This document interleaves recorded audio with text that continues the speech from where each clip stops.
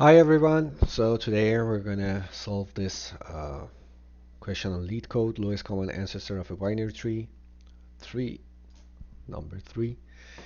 So given two nodes of a binary tree, P and Q, return their lowest common ancestor or LCA. So for example, 7 and 0, or let's say 7 and 4, their common ancestor or lowest common ancestor is 2. They have other common ancestors like 5 and 3, but we are looking for the lowest one, which is 2. Or another example, 7 and 0.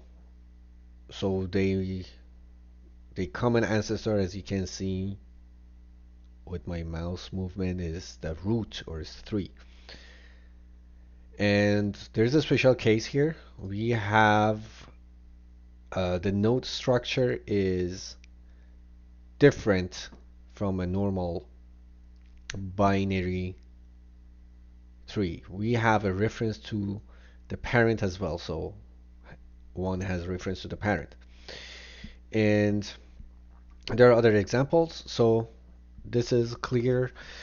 Now, this has a very smart solution, let's say, and this is similar to another question on leetcode. Uh, mm, okay, maybe yeah, it's similar to these, but there are other similar questions as well. But anyways, trying to write an algorithm for this. Uh, the first things that we know here in that function signature, we don't have access to the root element. We have access to the P and Q. The first solution that we can use is to start from the node P and add all of its parents or ancestors to a unordered map or a hash set, and then start from Q and navigate up to its parents. And the first time we see the iterator of Q, it's in the unordered set. Then we know, okay, this is a common ancestor. I'm gonna write the solution on the board, but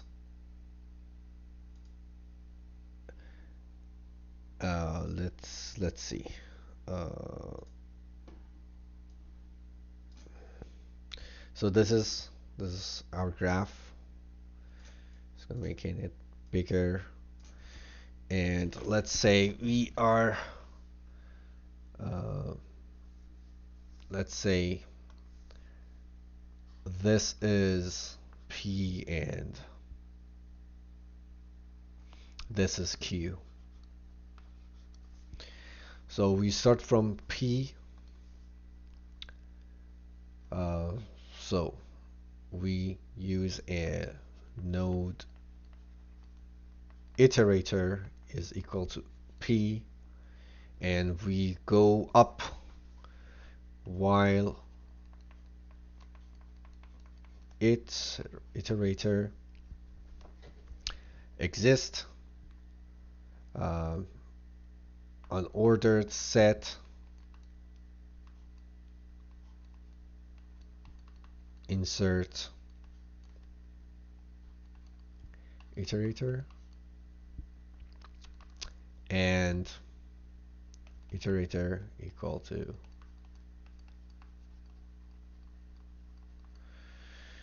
and we start and we set iterator to Q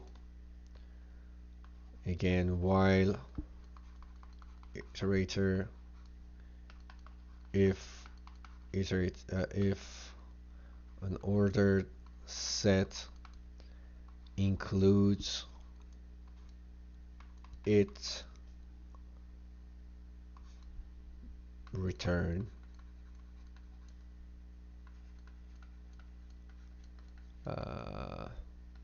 basically return it.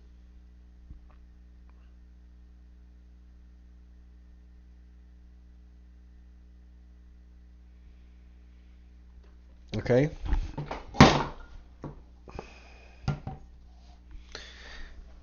So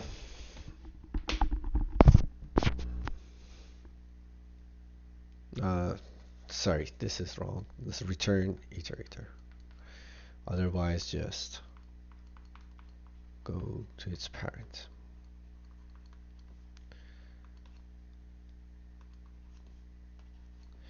So we're gonna have an unordered set. We start from P, and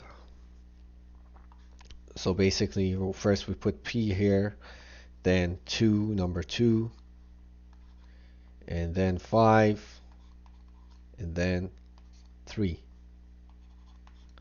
And now we start from Q here. This is our it. Is 6 inside of this? No. Move up. Is 5 here? Yes. So here we get a yes. So we will return 5. This is a good algorithm, but it's used, as you can see, we are using this extra space of unordered set. So we're using an auxiliary space of big O of n, and the time would be, I believe, it's going to be the height of the tree, because we're just moving up. We are not navigating the whole. So h is the height, and is number of nodes. Now let's see if we can optimize this. If we can do it in, can we do it in O of a constant space? The answer is yes. It's a little bit tricky, so I'm gonna need to clear the board and start thinking about this in another way and write code for it. Okay.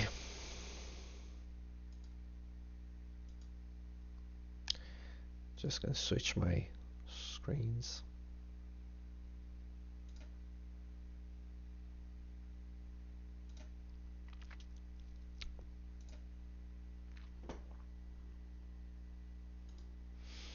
So what do we do in this case? Let's think about it a little bit.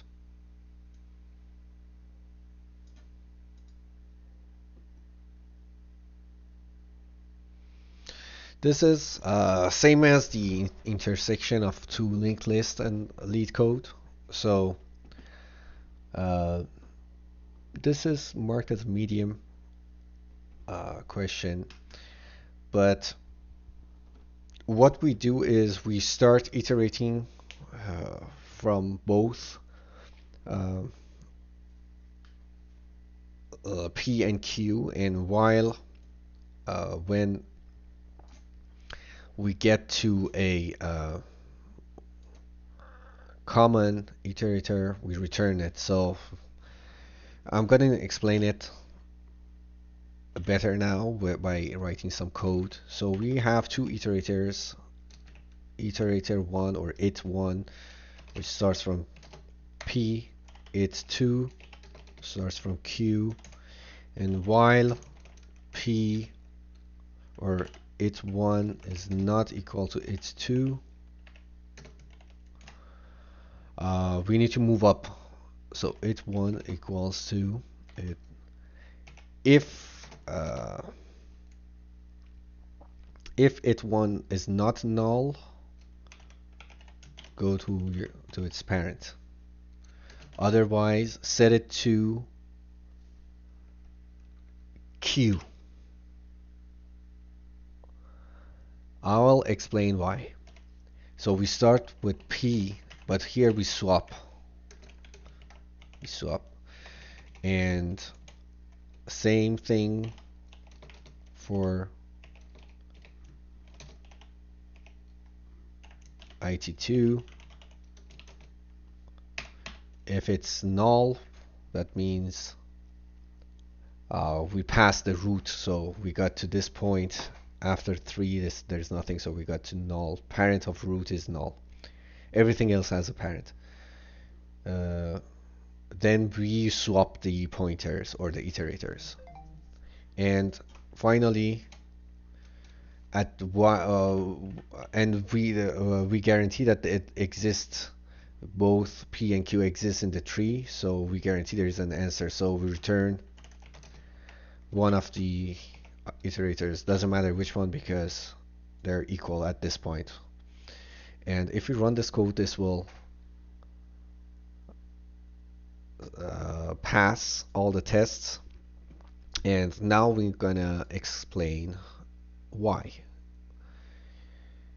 in case it's not clear.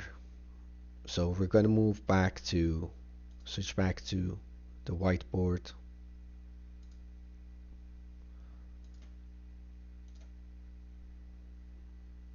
Alrighty. So P and Q. Okay. This is, let's say this is P now. This is Q. And the original P and Q. Oh, okay, yeah. This is let's use another color.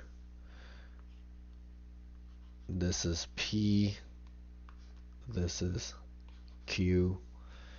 Now this is my it1, it2.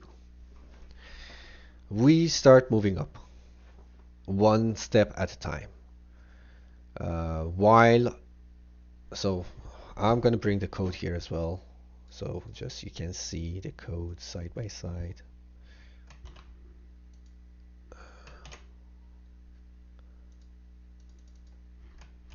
And okay.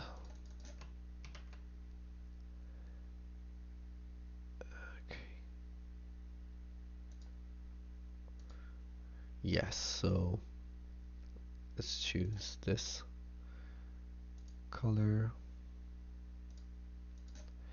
and move it here.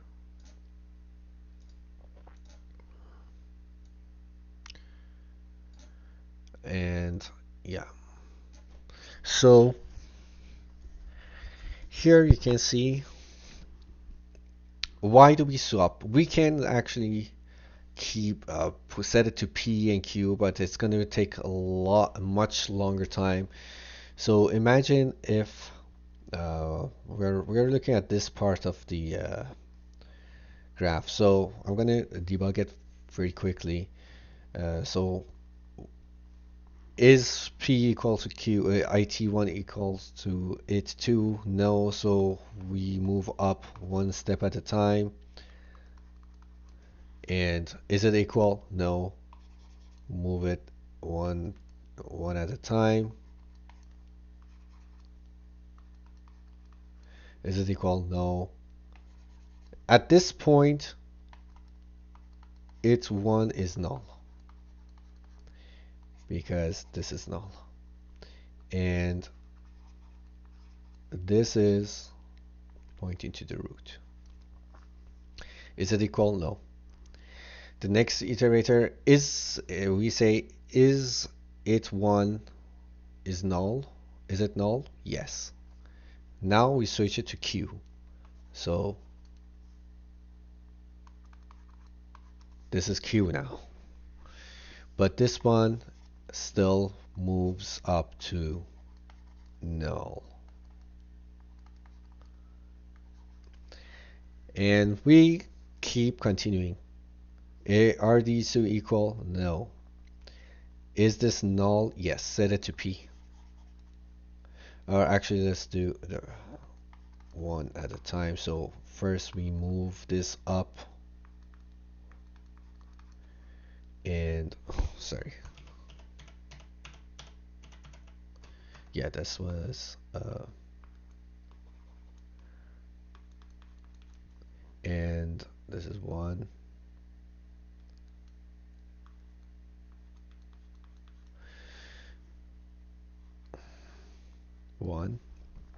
and this is null, so we set it to p now. We swap.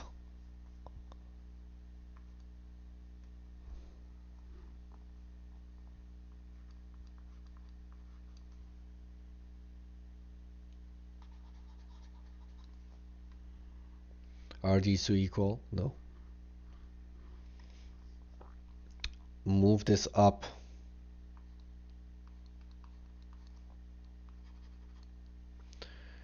Move this up. Are these equal? Yes. So return 5. And yeah, if you see the like if you look at it, look at this path and look at it as a list or linked list. And let me clear these.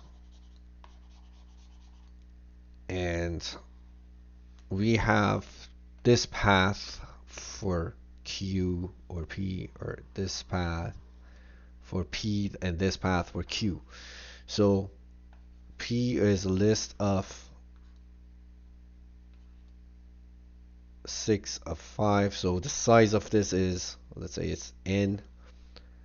The size, or here is 2, and Q has a size of 4 to 5. It's 3, and let's say this is m. What we do with this iterators when we swap it, basically we are navigating n plus m times, which is the worst case scenario. Best case scenario, we can do it in like a couple of iterations. So why is that? It's obvious. So it1 starts from here, and once it gets to the null, this is null, we swap it to Q. So it goes from 6, 5, 6, 6, 5, then it finishes here and it jumps to Q. So this is it1, and again it goes to here and goes to here. So we are, the iterator 1 is now we are iterating n plus m, like 2 plus 3 in this case, times. Same thing with it2. So we start from Q, move it, moves here. Here is null, so we set it to, we swap it basically. We continue on the other side. Here, so we are again, and we are doing it in the same loop. So the time complexity of this is obvious now, which is big O of, and this n and m,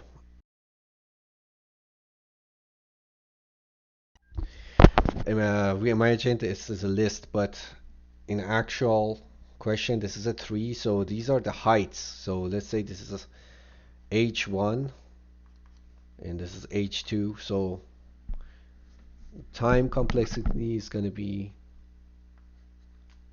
h1 plus h2, which is the height of Q and height of P, and the space,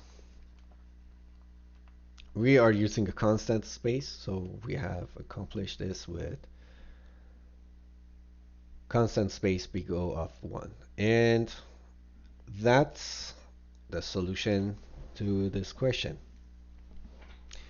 and I'll see you in the next video.